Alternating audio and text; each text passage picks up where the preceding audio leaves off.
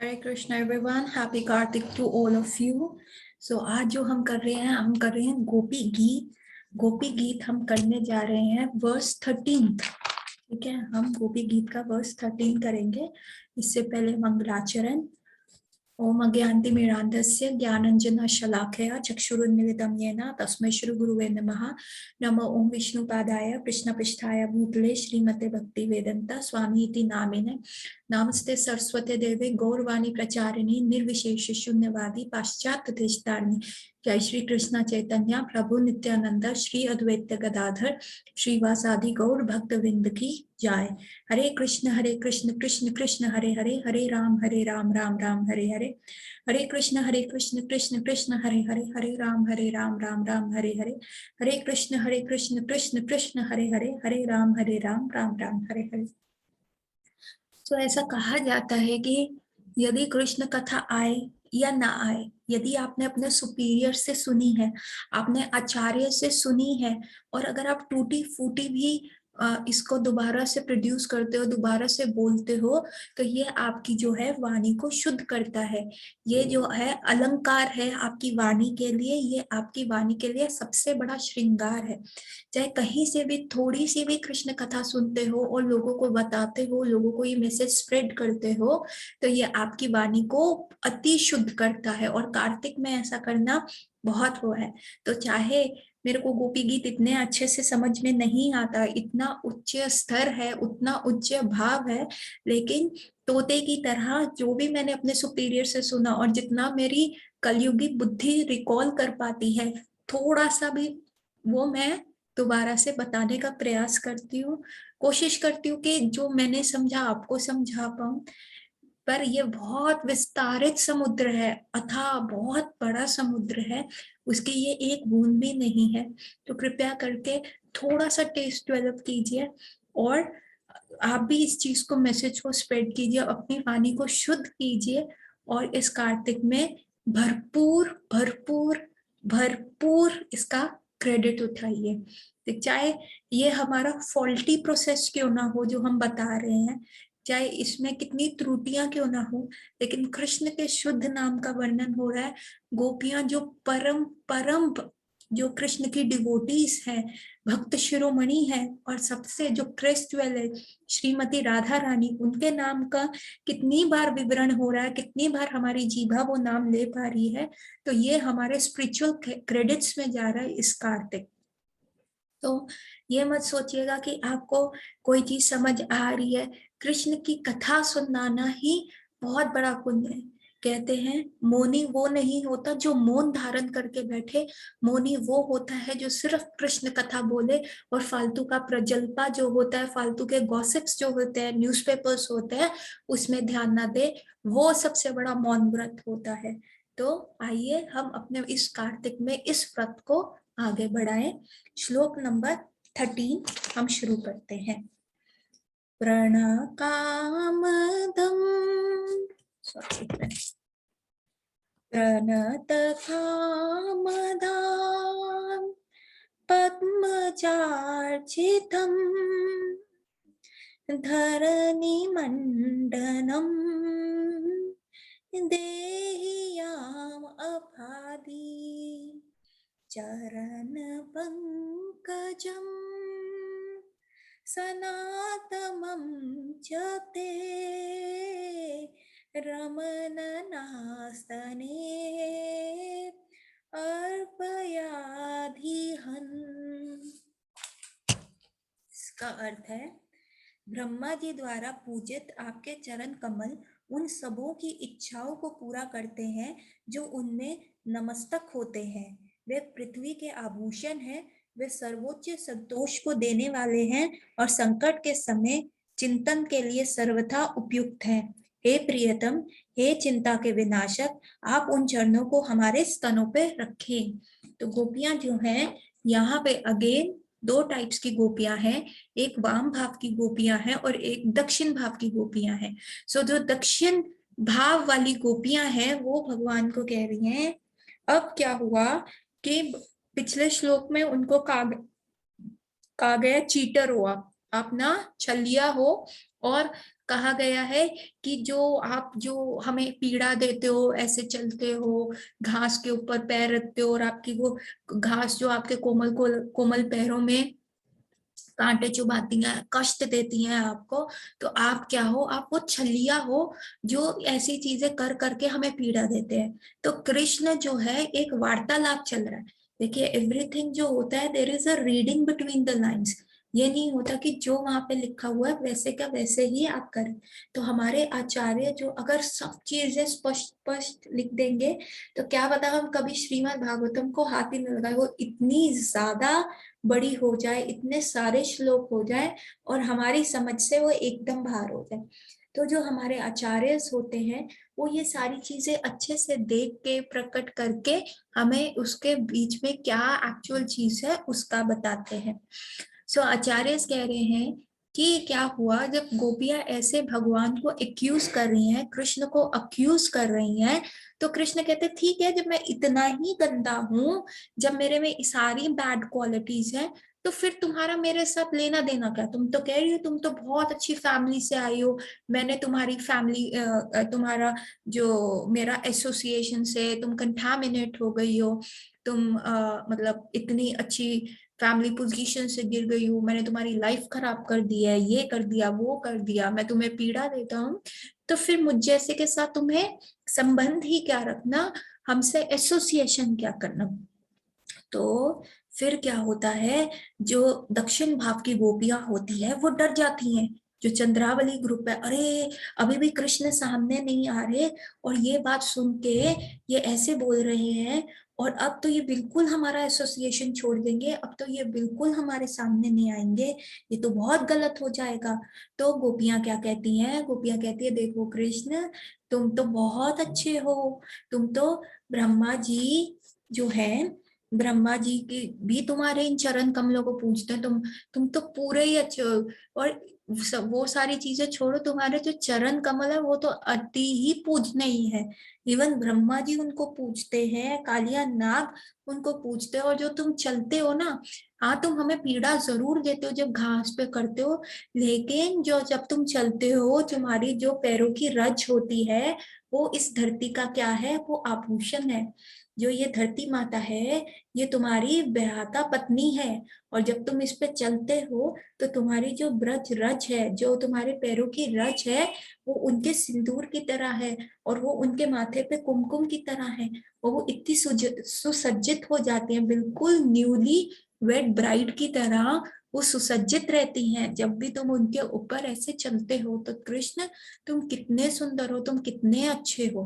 और ब्रह्मा जी भी इन पैरों के बारे में करते हैं, तो कृपया कर ये जो पैर है, हम तो इसलिए कह रहे हैं, हम अपना मतलब बता रहे हैं। हाँ हमें पीड़ा होती है जब तुम गाय के पीछे जाते हो, गौचरण करते हो, तुम्हारे पैर में कांटे लगते हैं, हम तो इसलिए कह रहे हैं कि तुम जो ये पैर है ना, हमारे हृदय पे रख दो, और जो हमारे हृदय में इतनी पीड़ा उठ रही है, काम वासना उठ रही है, तुम्हारे संग का एसोसिएशन लेने का मन कर रहा है, वो शांत हो जाए। तो ये सारी गोपियां ऐसे भगवान को वर्णन करती हैं। तो ये तो हमने देखा, ये है दक्षिण भाव की गोपियां। और अब वाम भाव की गोपियां हैं, वो कहती हैं अच्छा, तुम्हें ऐसा लग रहा है कि तुम गंदे हो और इसलिए तुम हमारे को एसोसिएशन नहीं देना चाहते, तो बहुत अच्छी बात है, बहुत अच्छी बात है। क्यों? तो जब और तुम्हें लगता है हम तुम्हें उल्हाना दे रही हैं, तो हम बहुत खराब हैं, हम तुम्हारे ऊपर एक्यूज कर रही हैं, तो हम बहुत खराब हैं। तो ठीक है, ब्रह्मा जी खराब नहीं थे।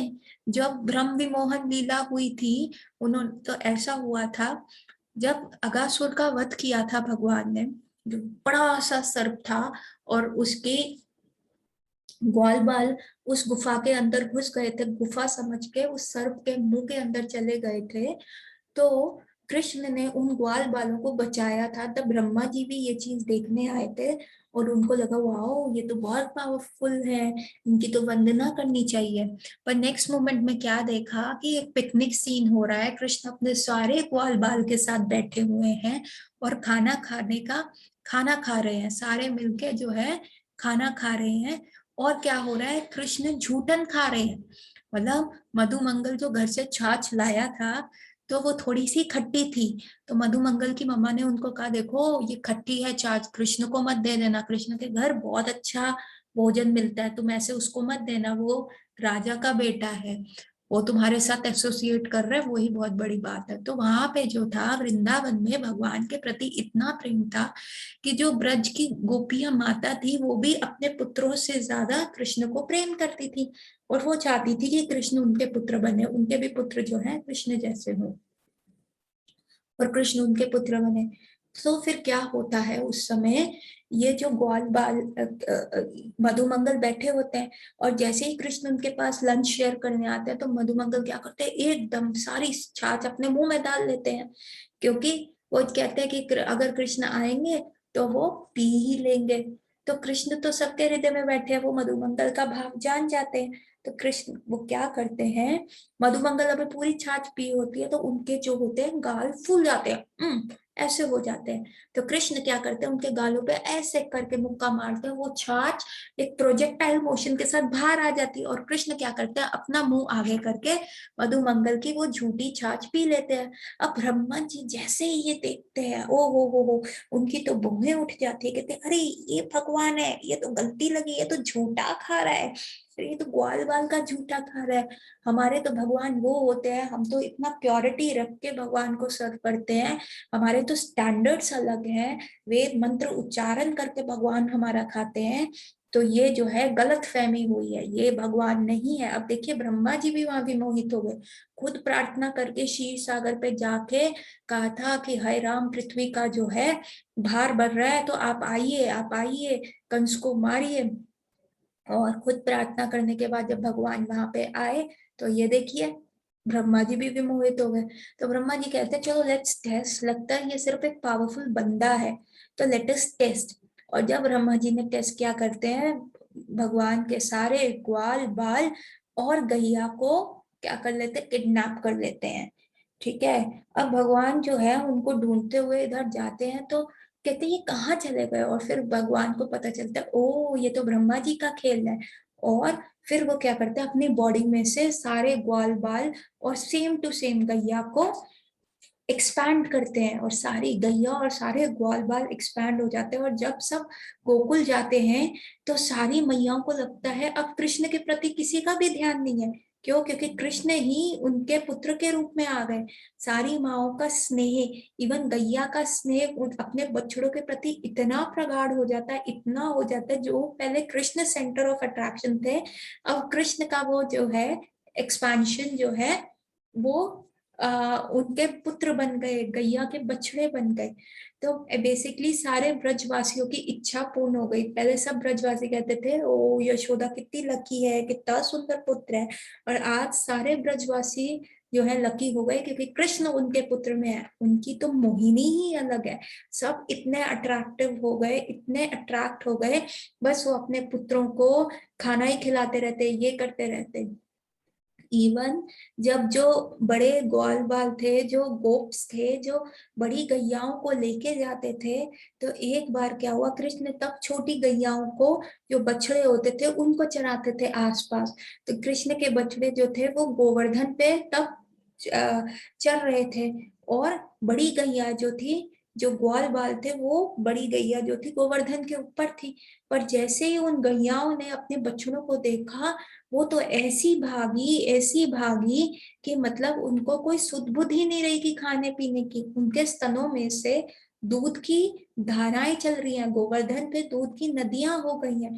और जो ग्वाल बाल थे, जो बड़े गोप कुमार थे, जो उन गैयाओं को चराने आए थे, उनको बड़ा गुस्सा आया, इन गैयाओं को क्या हो गया, क्या हो गया, वो उनके पीछे भागे। अब जो गैया है जैसे ही अपने बछड़ों के पास गई, उनको चाटने लगी।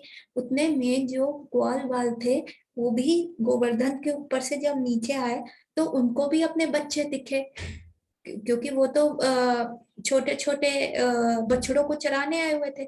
और उन्होंने फिर गैया को छोड़ के, उनके हृदय में भी ऐसा प्रेम प्रगाढ़ हुआ, ऐसा प्रेम हुआ कि वो भी सारी गैया को छोड़ के अपने बच्चों का आलिंगन करने लगे, चुंबत करने लगे, ओ बेटा तुम कितने अच्छे हो, मतलब ऐसे करने लगे कि जैसे बहुत समय के उपरांत उन बच्चों से मिल रहे हैं। तो ये देखिए कितना ही अद्भुत वो सारा था। और ये सारी चीजें देख के इवन बलराम जी भी कंफ्यूज हो गए कि ये हो क्या रहा है, ये ऐसा हो क्या रहा है कि ये ऐसा कृष्ण को छोड़ के इनका प्रेम ऐसे कैसे हो गया। तो वो कृष्ण को देखने लगे और तब कृष्ण ने बोला कि ऐसे ब्रह्मा जी ने ये सारा कार्य किया है और इस वजह से ये मेरे ही एक्सपेंशन है। तो बलराम जी भी विमोहित हो गए थे ऐसे में। इतने में क्या हुआ, ब्रह्मा जी को याद आया कि भाई अब मैंने बहुत टाइम हो गया ग्वाल बाल देखे हुए।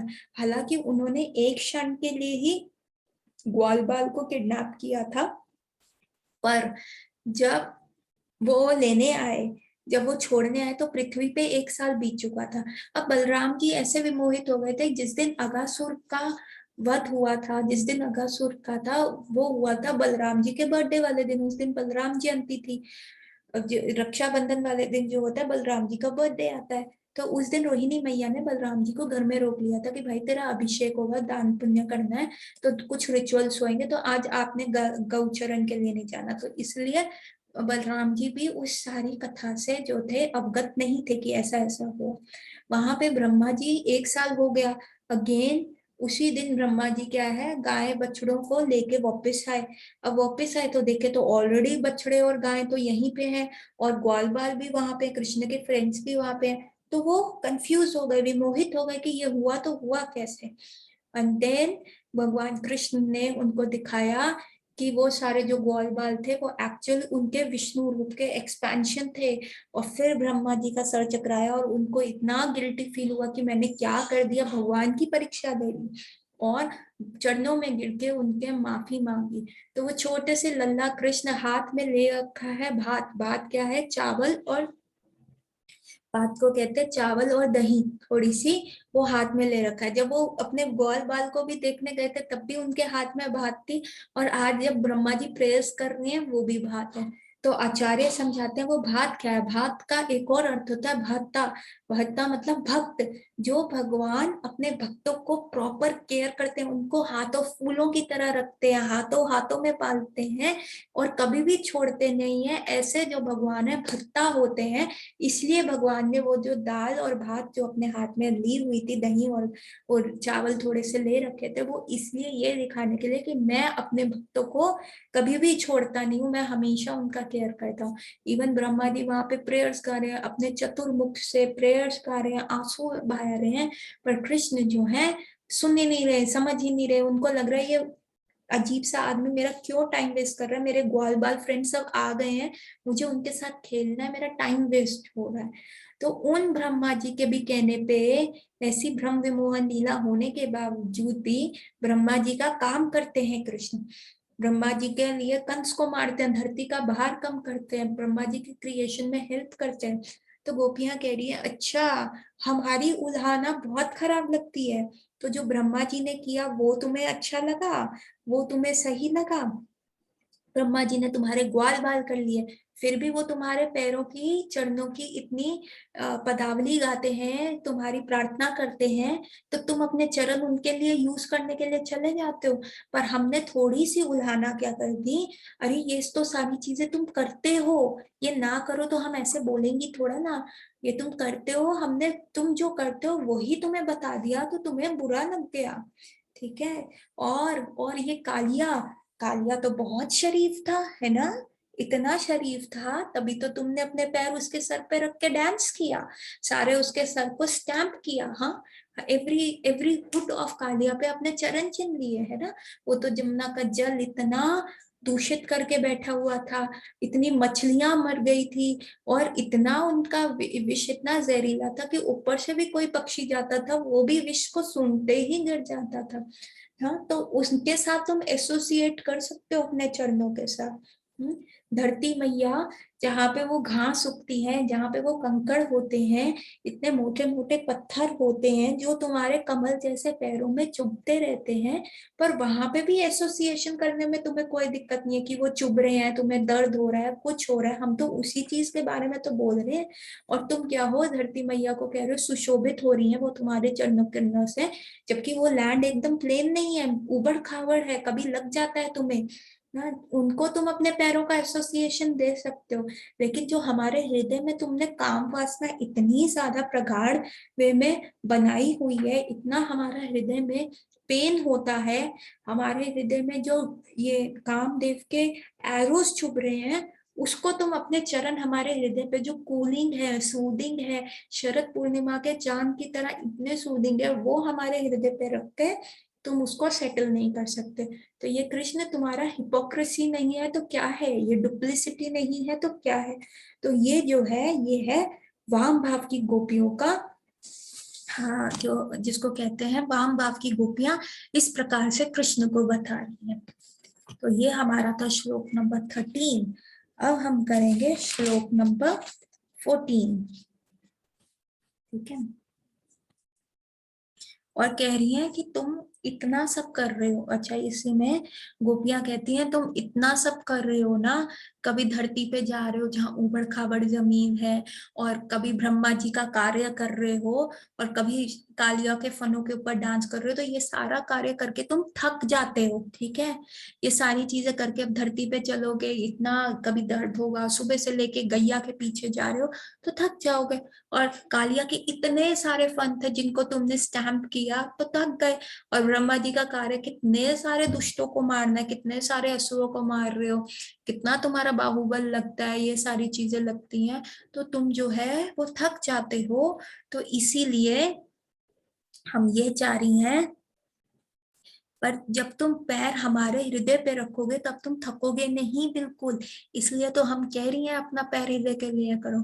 अभी हम सोच भी तुम्हारे लिए ली है, फिर भी हमें सुनने को मिल रहा है, फिर भी तुम भाव खा रहे हो, ये कोई अच्छी बात है कृष्ण।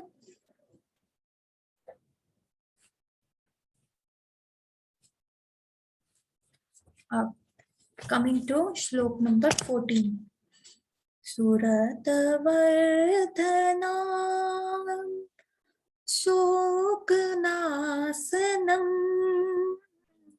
स्वरित वेणुना शुष्टुचुम्बितम्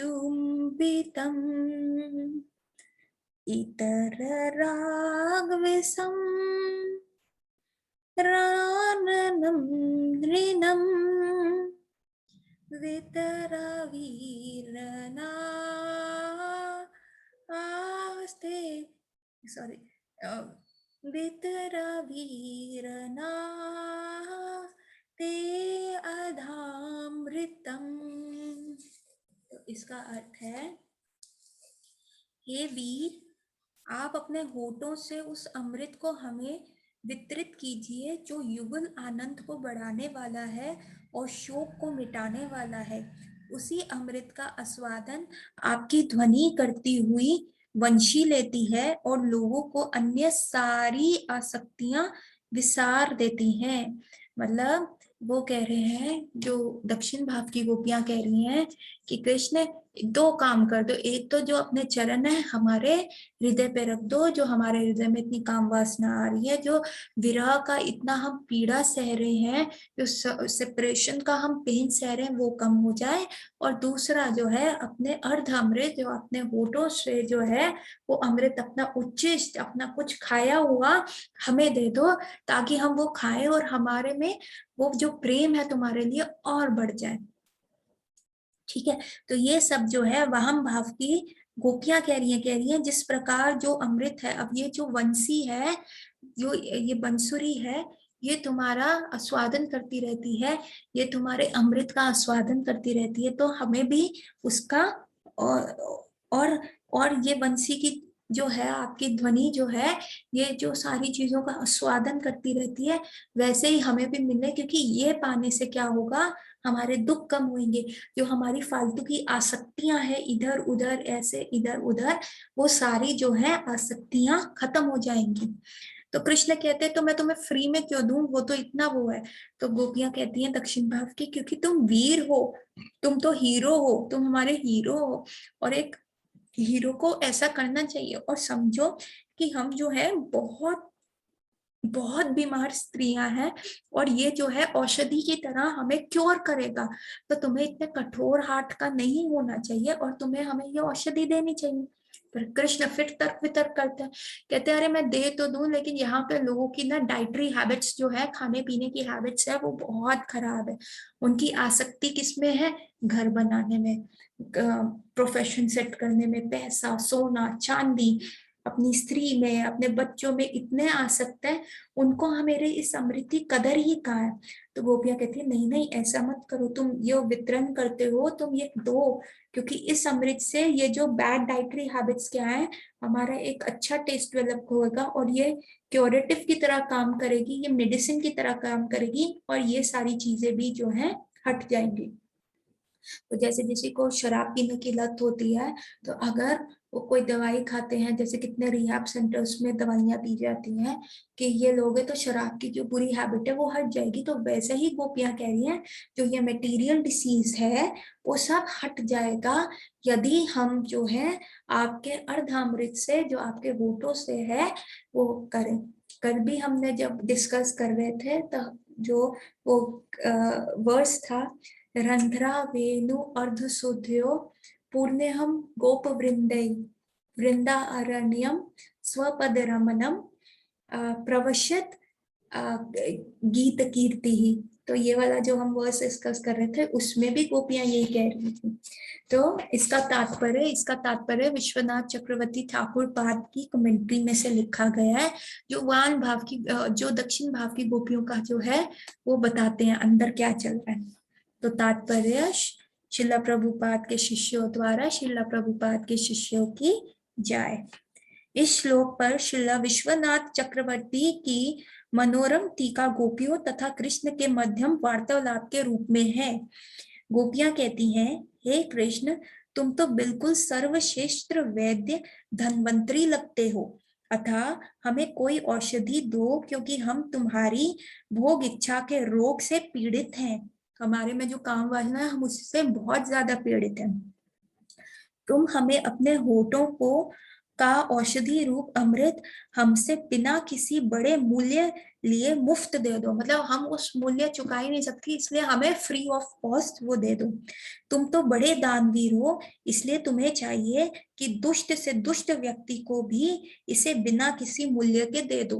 मतलब सबको, गोपियां कह रही हैं बांट के लो, सबको दो।